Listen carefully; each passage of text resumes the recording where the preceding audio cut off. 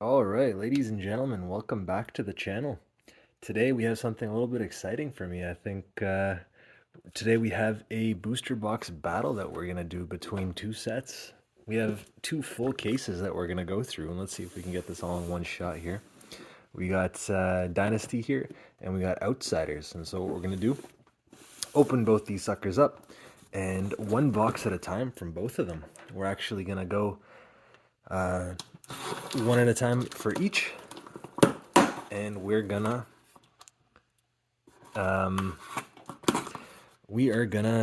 check which set does better. Now, offhand, I don't actually know which set is what cards are the best. You know, avoiding the fables and whatnot. But we are mostly gonna go from vibes while we're live on camera. But I was thinking I can add a little counter at the top, and I just knock the stand there a little bit. Hopefully everything's still center. It looks okay. I can add a little counter at the top, and we can compare and contrast which box on average has the better value, and we can see if we can get our value in each of these. And so let me move both of these off to the side, off the table, and let me actually take off my watch so you guys don't see what a degenerate I am at the moment, and how late I'm doing these videos. But let's get started, and actually let's start here with a lovely little bit of Dynasty. Now, personally, I actually have not opened too much, and now that Dromai is actually headed out, I believe this is the set, or is that Uprising? Am I mixing those up right now? Well, we'll find out, I guess. I know this set has a lot of ninja cards, though, so for Mistveil coming up, that should be lovely. So let's see. I'm not sure are these the paper packs too? They feel a little bit waxy, so I'm not 100% sure. But let's just quickly go through this nice and slow, and let's see. So we have at the back, yeah, so those are our cards right there. So we got two foils in this one. We got Rob the Rich and okay, so nothing too special in the first pack, but this is more just important to see how these are laid out, and we can go through this more quickly now and see how that goes. So I just want to make sure that is it always two, or did we just get two by accident? Oh, that's interesting. We got two in the first pack, which seems to be a bit of a mistake on their end, but you know, no complaints from me. That's kind of cool. Not gonna lie. So I guess it headed back to the regular packs now. But one thing, I'm not sure if how late this video is gonna go up, but it'll tell you, oh, we got our first M, the Hanabi Blaster. That's nothing too special there. The weapons, unless it's the Marvel version, of course, which those are beautiful with the black borders. We got another M as well. Just looking at that BIOS update for the mechanologist, so that's pretty cool. But unless you are getting the Marvel versions for these ones, they're each like 50 cents. So nothing too special. It's more of just a fun thing that you can get. And we got Mask of Perdition, which is actually pretty cool there, not gonna lie. That's a nice one. So hopefully that's got some value with it too.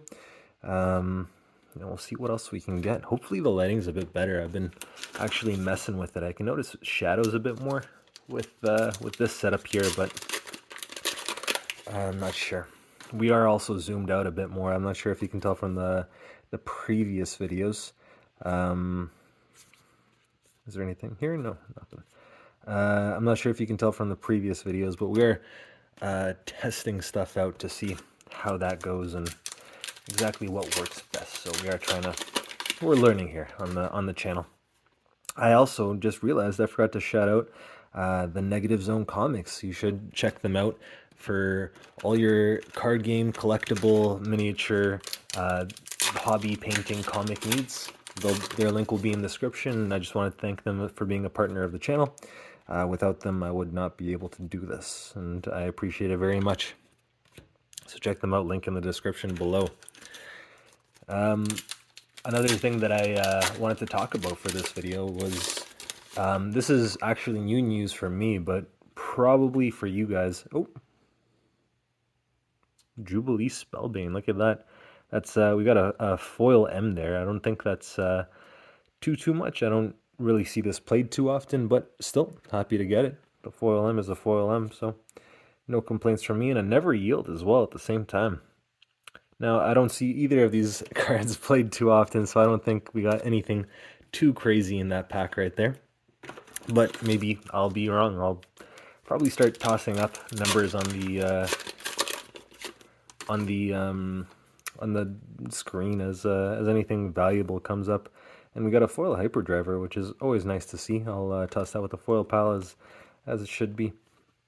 And we just got some rares there. Let me clean these up quickly. But as I interrupted myself there, something that was news to me this morning, but is probably old news to you guys, is there were some big changes to the... Oh, we got our first cold foil. Look at that. It is unfortunately just a rare to continue with the unfortunate trend that we have going on this channel right now, but Ornate Tessin. Still, every time I see a cold foil, I love it. They're just absolutely beautiful cards, and I'm happy to get them regardless. We got an urgent delivery and two more bulk rares, I suppose, but still, lovely, beautiful card there. I love the art. But going back to the topic that I continue to interrupt myself with there were big changes to the Living Legend system, which actually I think is very good. For those of you that don't know, the points were pretty much reduced across the board. So World Championships now only receive 100 instead of 300, and I don't have the exact numbers with me, but pretty much across the board, but they were reduced by half or more, which is, I think, phenomenal. Because I was a little bit worried that some heroes such as KO in the new heavy hitter set, or any other hero that came out, that Diabolic Ultimatum there. We got another M for the Rune Blades. So let me put that there. Any other hero that came out that starts performing well could just disappear out of the meta, just out of nowhere. And so I think with this slowdown, they'll allow heroes to stay in longer. Excuse me. One, and for people to actually feel okay with investing in these cards, because I know with those KO Armory decks that came out, a lot of them are actually, selling for crazy amounts. I'm actually going to put this Crouching Tiger on the side here. With those KO Armory decks, a lot of people are going pretty crazy for that chess piece. I forget the name of it at the moment, but I think it's selling for 70 US at the moment, which is wild. And I can imagine it's actually only going to go up now that people know that KO, specifically, who can utilize it so well, is going to be in the meta longer. And so, I don't know, I feel...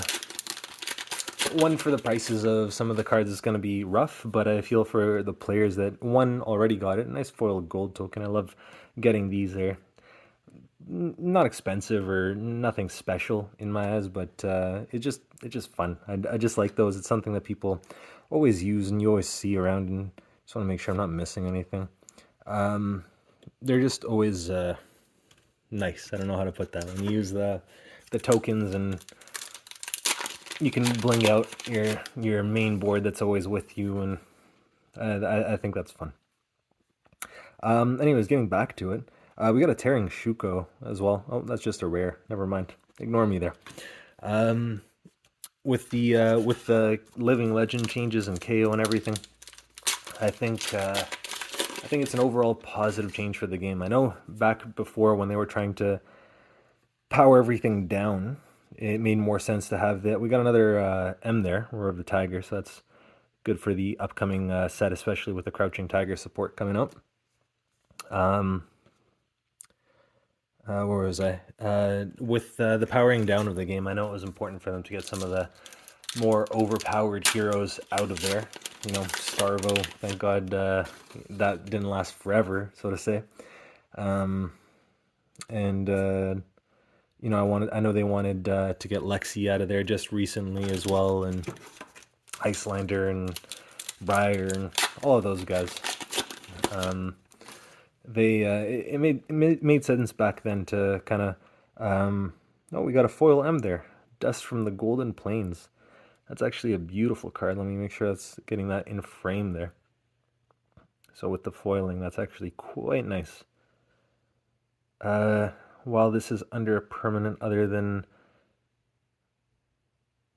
Themai, I don't know what hero that is, to be honest. That permanent has Phantasm. That is pretty beautiful. I see it's a Draconic Illusionist, so I can't imagine the pricing on that is so expensive right now, but it would probably go up one day, I would hope. I don't think this is the strongest opening right now, to be honest. I could be wrong. Maybe there's like a $40 M just sitting here, and I have not the slightest idea. But right now, like I said before, we are going off of mostly just vibes and, you know, the feels and whatnot. And as we talk and get distracted about KO and Living Legend status and whatnot. But yeah, just continuing on. Just trying not to miss anything. And so last pack here, let's see if we can get some magic. Otherwise, we'll be moving on to the Outsiders box. And so we got an extra rare there, which is always nice to see. I'm not sure exactly what the trend is, but still very cool in my opinion. Okay, and so let's put this away in here, and we will fold this up all together, and we'll put our cold foil on top and all our mythics underneath. And we'll come back to this in a little bit. We can compare the pulls from each box. So let's leave this right here in the corner, and now let's get our Outsiders box. So I don't think this was the strongest one. Hopefully the rest of the case will be a little bit stronger. Regardless, though, you know, it's fun opening these boxes and providing whatever content, but let's see if Outsiders can be better value this time around, and let's see if it's on average better value throughout this opening. So let's crack this open. This was actually the first set that I got into the game in. This was right around the pre-releases when if I do remember correctly, oh yeah, there we go. So we got one of the extra slot M's. It's at the back. If you don't see, I believe, if you see like the back of a card in this set, that's when you know you got a cold foil or a cracked bauble. Sometimes they get you like that. But we got one of the extra slot M's here, which is now the adult Uzuri. So let me just make sure I'm not missing anything here. So we got 2 rares. Okay. So let's organize it like this time. We got the token. I guess I can put that off to the side, and okay. Maybe I'll do the pile on this side this time. But this was the first set that I was actually playing in, so no cold foil there. It was when I first started learning the game and when I first started getting into it and everything. It was a lot of fun. It was a really interesting set to get into, and I know at the time people, you know, it was a mixed bag. Not everybody was super excited about it. Not everybody was the most positive at the time. Driftwood Quiver, that's a token. Okay. But you know, it was still a very interesting time, and everybody at the game store was super welcoming and eager to teach new players. And I know as the game progressed, it kept on, you know, growing. And for Bright Lights, I remember that as well. People were at the start. People were excited, and you know, pre-releases always everybody loves that stuff. But as the set went on, I know everybody was like super negative with it, which was interesting because I think I talked about it before. I actually thought it was kind of neat. I understand that the draft was sort of solved, so to say, with everybody just choosing Teklevasan and kind of hunkering down, so to say, and playing as defensive as possible, and people didn't like that. And there we go. We got our... Oh, shoot. That's an L. Vambrace. L in the cold, it looks like. Yeah, that's a cold foil. Oh, dang. Look at that. That's super cool. Nice. I think this is one of the ones that's only like $30 or something like that, but still, that's a... Oh, I actually think this is a rainbow foil version. Just looking at that, but still, regardless, super happy to get that. That's really cool. So that's a that's a great pull right there. Happy to get that. That's amazing. Let's, I guess, continue with the box opening there. That's beautiful, though. Let me actually quickly... We have some perfect fit sleeves here that I can toss that in. You can also, again, just to shout them out, pick up all your... Oh, that is loud. All your gaming and accessory needs from the Negative Zone Comics. That's where I got these. They have competitive prices on everything that you need. Again, link in the description below. Just want to take care of that beautiful L right there. That's a lovely start to this. So I think double checking, we'll have to just make sure that everything is indeed correct. And we got an M right here as well. We got the Visit the Floating Dojo. So another ninja one, perfect for the upcoming set. And that's just a comment there. But what was I talking about? We were talking about bright lights. With bright lights coming out and everybody being quite unhappy with the set and not feeling like it was a strong one, and Dusk Till Dawn also not making really an impact on the scene at the time, at least. I know Prism's starting to come up a little bit now, but it was a strange time in the game, and I feel now with heavy hitters and everybody's much more positive on it. It's an interesting environment, especially comparing before and after on the game there. Oh, shoot, I didn't even notice. We got, oh, it's just a regular token.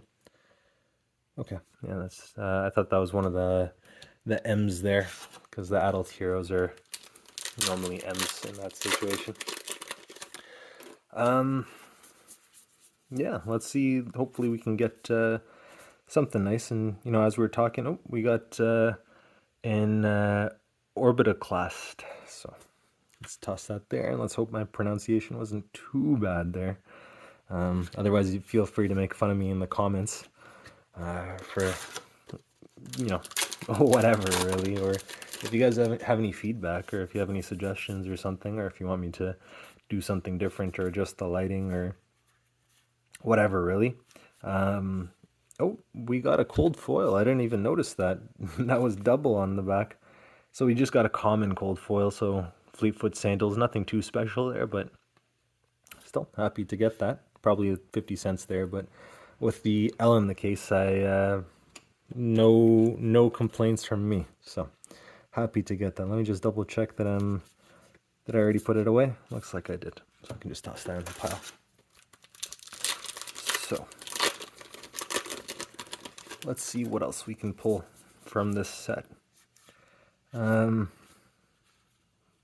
We got the Freewheeling Renegades. So I remember during one of my first drafts, when people told me about that rule with the cold foil on the back, it was literally, I just started the game, and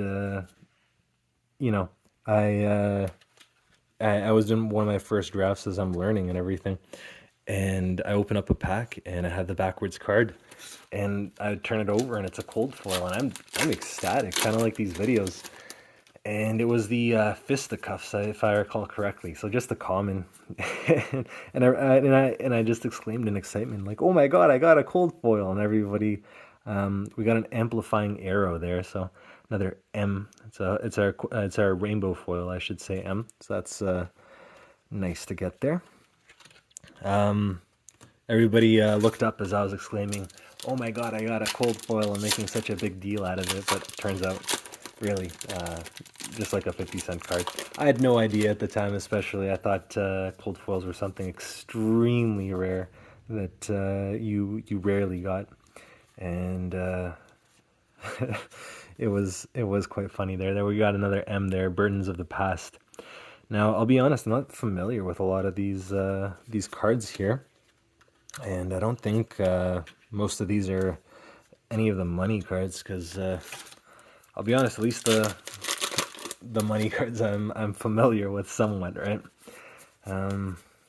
But we'll figure this out. We're just learning here as we go through it, and as I do a little bit of editing, I'll find out what the actual prices of things are, and yeah, we'll see what's happening, and if we get any good pulls, and hopefully we can get some extra special things, maybe some of those Fableds or Marvels or something, or yeah, we'll see what we can get.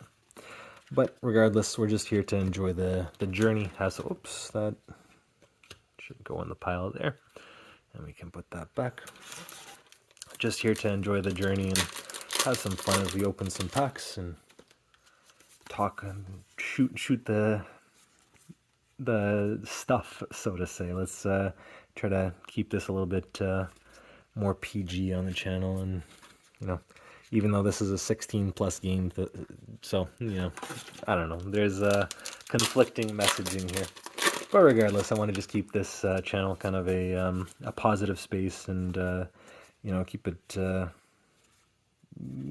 just kind and welcoming to everybody, and yeah, just open for discussion for anybody that wants to, and yeah, and just any suggestions, as I said, I'm happy to hear it in the comments below if you got anything, and we can go from there.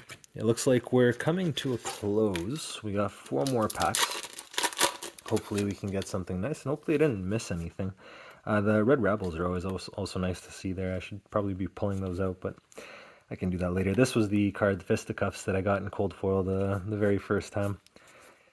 In all my excitement and all my newness, it was an enjoyable time, though. So it's the journey of a player, I suppose. We got, oh, there we go. We got the Codex of Frailty. Nice.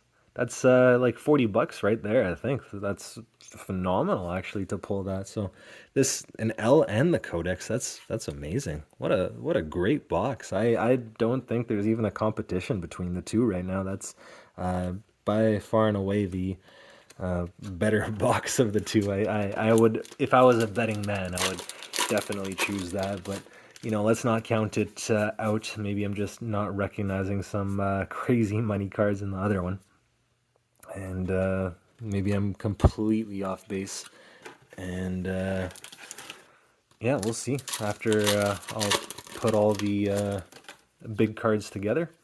Oops, that's not where I want to toss them. Off the screen is where we want to put that.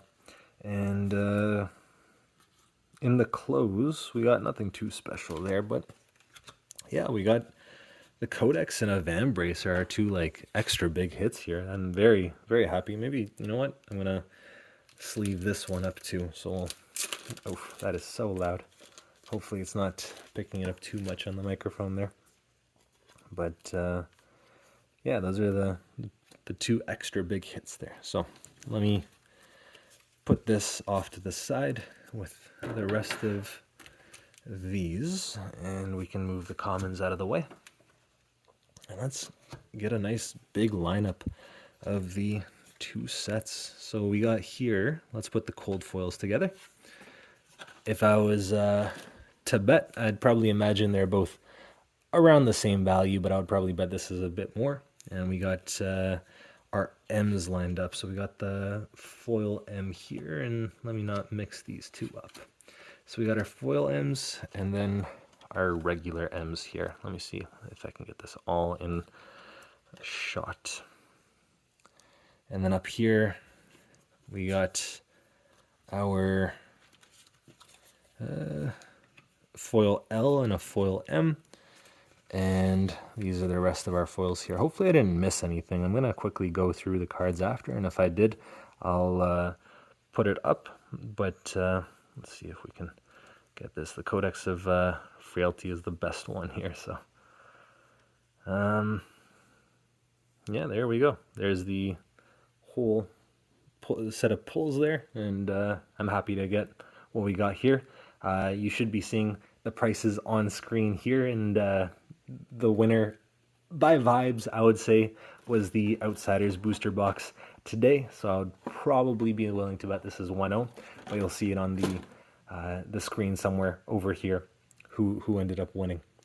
I just want to shout out Negative Zone Comics once more. Thank you again for making this possible. Make sure to check them out for all your card game, war game, miniature, painting needs, comic books, everything you want in the description below. And thank you guys for watching. I'll catch you in the next one.